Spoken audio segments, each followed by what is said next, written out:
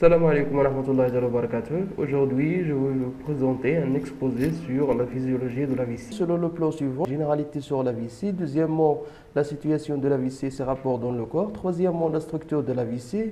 Et quatrièmement, le fonctionnement de la vessie. Rappel, le système urinaire chez les mammifères, exemple l'homme, peut être subdivisé en deux parties. Le haut, appareil urinaire, qui contient essentiellement les deux reins, où se produit la filtration de sang ainsi que la sécrétion et la réabsorption, ce qui permet la production des urines, et les deux urétères qui sont deux conduits fins qui acheminent de façon continue les urines vers le bas appareil urinaire qui comporte la vessie, qui joue le rôle d'un réservoir des urines, ainsi permet leur expulsion à travers l'urètre qui est un conduit qui amène les urines vers l'extérieur du corps. Les deux parties forment une véritable entité fonctionnelle. Grand 3, système urinaire des mammifères, stockage dans la vessie. Petit 1, généralité sur la vessie.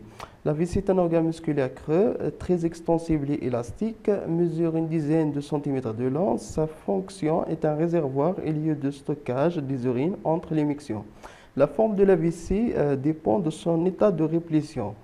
Quand il est vide ou bien contient peu d'urine, elle prend la forme d'une pyramide, mais quand l'urine s'accumule, la vessie se dilate progressivement et prend la forme d'une poire. La capacité de la vessie est très variable. Elle est d'environ 350 à 500 ml, c'est la capacité physiologique, tandis que sa capacité maximale peut être bien plus grande puisqu'il est très extensible et peut atteindre parfois 2 à 3 litres en cas de rétention d'urine. Deuxièmement, la situation de la vessie et ses rapports dans le corps. La vessie est située dans le petit bassin dont il constitue l'organe le plus antérieur.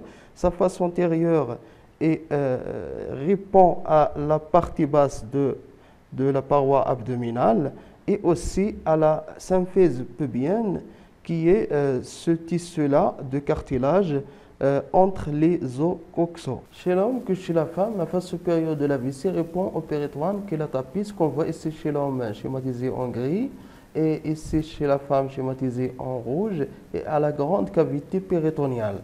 Tandis que la face postérieure de la vessie a des rapports différents selon le sexe.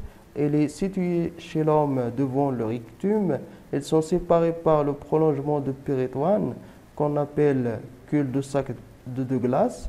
C'est simplement l'extrémité inférieure de la cavité péritoniale. Au-dessus de celui-ci, la vessie répond aux vésicules séminales et aux canaux différents. Et à la base, on trouve la prostate qui entoure l'urètre. Chez la femme, la face postérieure de la vessie se situe devant le vagin et l'utérus. Et on remarque l'urètre chez l'homme est plus long que l'urètre chez la femme. La compréhension du fonctionnement de la vessie passe d'abord par la compréhension de son anatomie. Dans ce troisième petit axe, on va étudier la structure de la vessie. La structure interne de la vessie présente 3 orifices.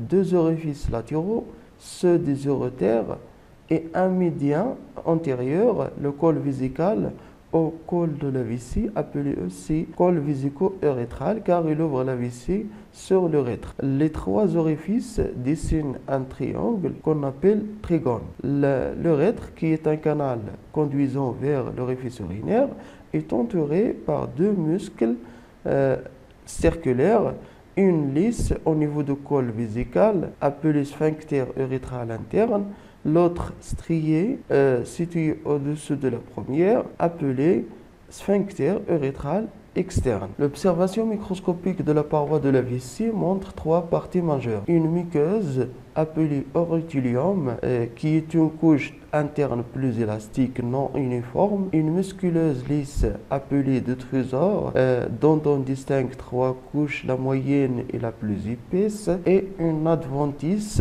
qui est une couche très riche en tissu fibreux chez l'enfant, et chez l'adulte, elle est très riche en tissu graisseux. Alors, la paroi de la vessie comporte une couche externe qui est l'adventice, une couche intermédiaire qui est le détrusor, et une couche interne qui est la muqueuse ou le rétilium. Et on voit ici le trigone formé par les 3 orifices de la vessie. Passons maintenant au fonctionnement de la vessie. La vessie comporte une musculeuse lisse qui est le détrusor et il s'ouvre vers le milieu extérieur à travers le recte. Ce dernier est entouré par deux sphincters, un interne lisse, l'autre externe strié. Pendant le remplissage, la vessie reçoit les urines de façon continue des reins à travers les urétères et il y a d'une part un relâchement du détrusor permettant à la vessie de se distendre progressivement en fonction de la quantité d'urine reçue. D'autre part, la contraction des deux sphincters permettant une continence qui nous garantit un bon sommeil la nuit et une certaine vie sociale la journée. Une fois la vessie atteint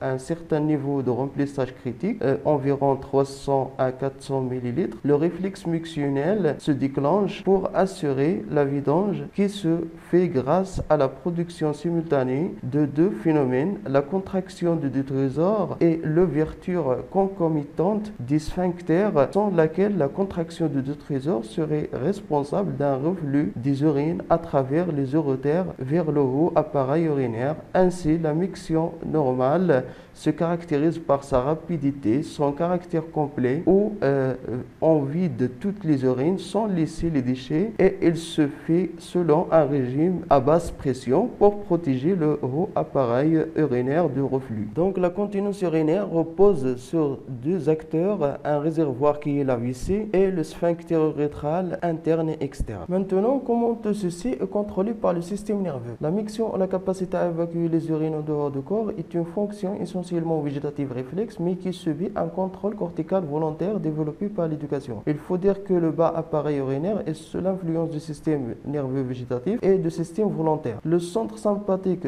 dorsolombaire situé au niveau du métamère D10 et L2 donne naissance au nerf hypogastrique après bien sûr les synapses au niveau ganglionnaire. Ce nerf exerce une action bêta-adrénergique sur le détrusor permettant son relâchement et une action alpha-adrénergique sur le sphincter urétral interne permettant sa contraction et donc sa fermeture. Le système volontaire assure la contraction du sphincter urétral externe à travers le nerf pudendal qui comporte des motoneurones alpha dont les corps cellulaires sont situés au niveau de la colonne antérieure de la moelle sacrée dans une zone appelée noyau d'Onuf. Tout cela assure une continence urinaire. La stimulation du nerf pudendal assure par des connexions médulaires un effet de renforcement sur la sympathique dorsolombaire afin de maintenir la continence urinaire. Quand la vessie est remplie, des récepteurs de pression sont implantés dans la paroi de la vessie. On voit la formation sur l'état de réplétion à travers des nerfs sensitifs vers la moelle épinière pour stimuler le déclenchement de réflexes mictionnels parasympathiques. En effet, ce réflexe est sous contrôle du système volontaire. L'information arrive au cortex où se produit la perception consciente du besoin d'uriner et c'est le cortex frontal qui va prendre la décision de stimuler ou non le réflexe mictionnel en fonction de la situation. Si la situation n'est pas compatible, par exemple les toilettes sont bien loin, il va y avoir d'une part la stimulation de la contraction striée du sphincter urétral externe à travers le nerf pudendal et le renforcement du système sympathique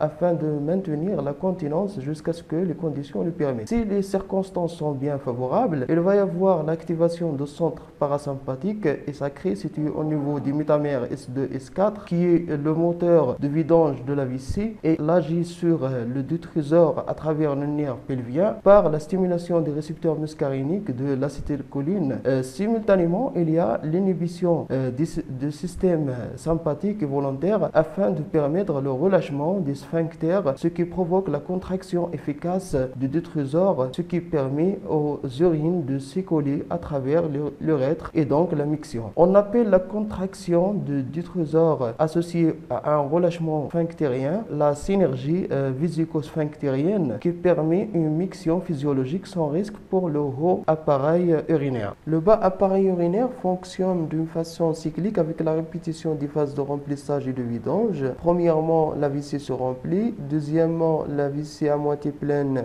première manifestation de besoin d'uriner. Troisièmement, le besoin d'uriner est volontairement contenu jusqu'à ce qu'une occasion se présente de vider la vessie. Quatrièmement, vidange de la vessie. Et merci pour votre attention.